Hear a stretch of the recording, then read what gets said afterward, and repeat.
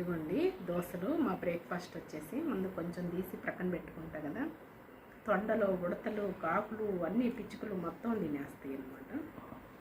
కొబ్బరి చట్నీ, దిహ చేపలు, దోశలు నిలబడి కష్టపడి శ్రమపడి చేసి పెద్దల దగ్గర పెట్టుకున్నానండి.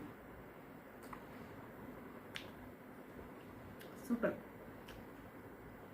మన చేతులతో మనం తయారు చేసుకొని మన ఇంట్లో తింటే హోటల్లో ఏమవుతుంది, అంత రుచి ఎక్కడి నుంచి వస్తుంది?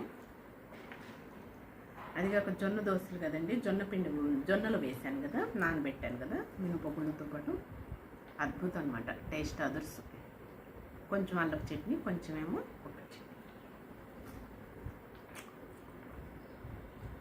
ఈరోజు పండగ, వెయిట్ లాస్ అవ్వటానికండి. మెయిన్ పడ్డప్పుడు అర్థమైందండి వెయిట్ లాస్ ఉండాలి.